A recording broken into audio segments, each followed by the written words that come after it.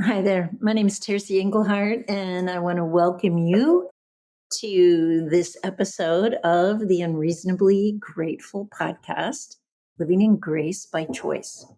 This podcast and my book have the same title, and both are actually a collection of stories that I believe hold some kind of wisdom that comes over my 38 years of recovery after living an addictive lifestyle, struggling with an eating disorder and healing from teenage sexual abuse.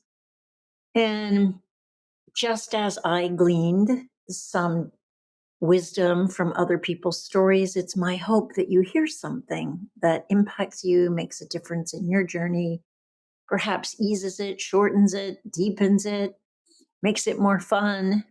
Yeah, so thank you for being here. If you know of anyone who's struggling with some version of who they are and they're living something less than who they were created to be, and I believe that we were all created for something extraordinary.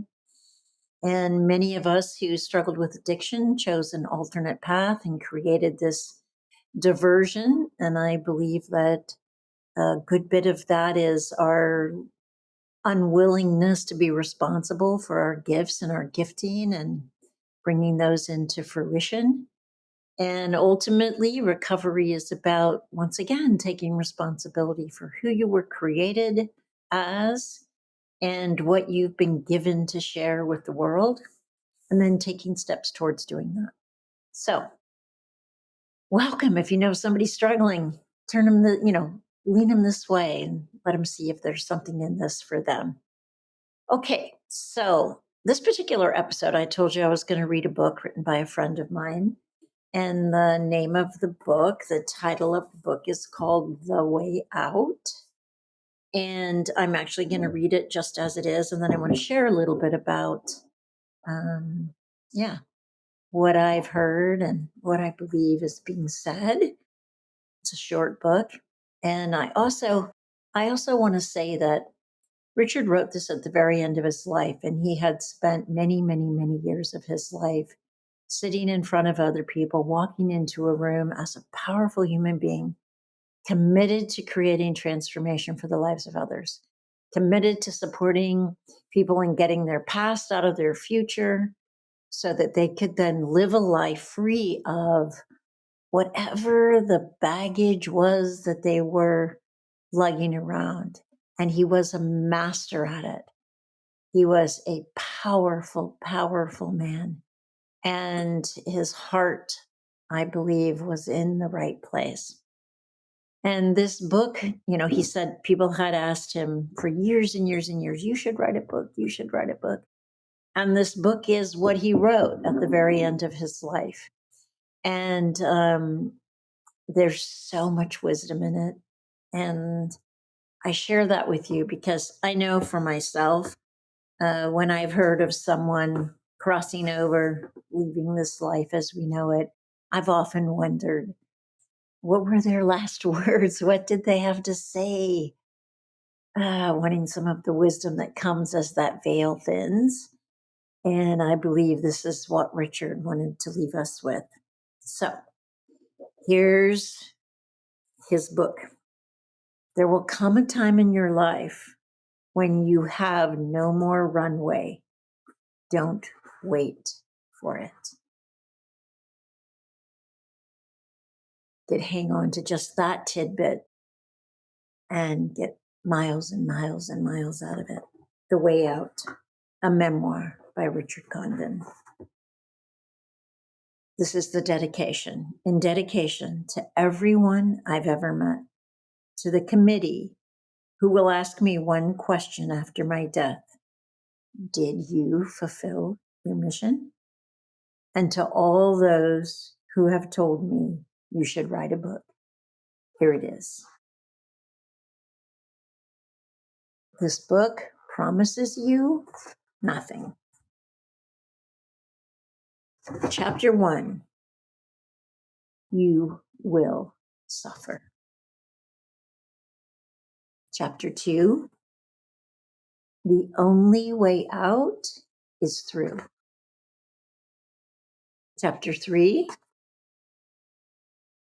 chapter 2 is a lie.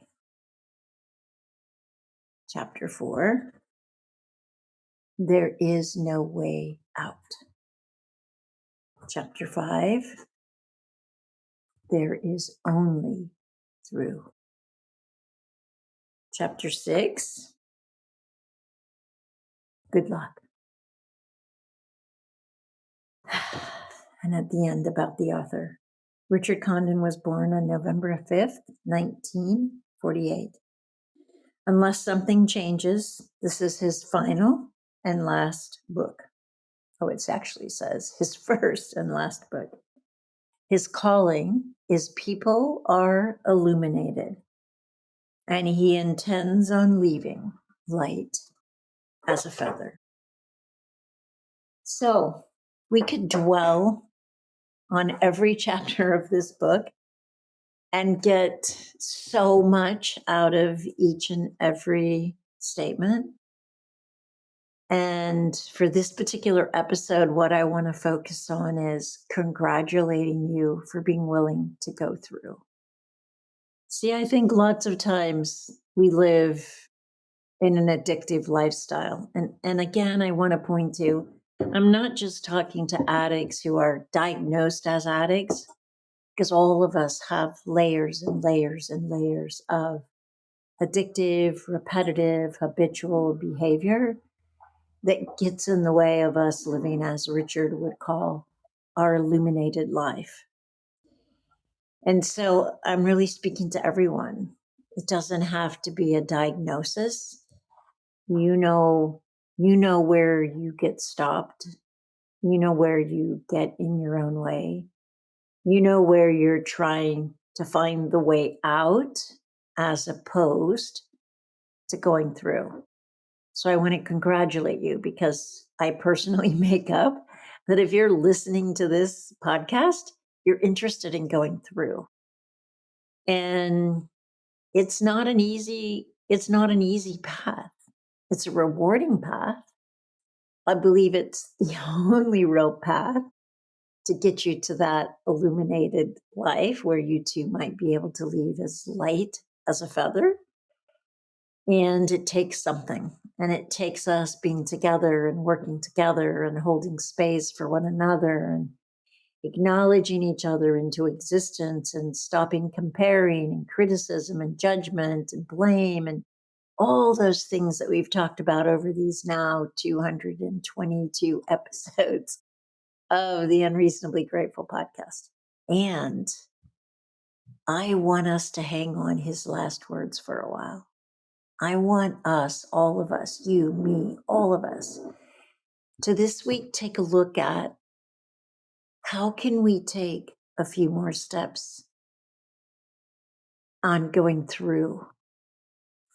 How can we catch ourselves when we're looking for the way out and instead go inward and seek the journey, the path, the way through? Because that is where our victories are. That is where the growth is. That is where the true self of who we are lies, that we're all wanting and attempting to reclaim. So that's what I want you to focus on this week. Notice when you're trying to find the way out and instead go inward and seek the way through. And I'll be here next week, and I look forward to seeing you then.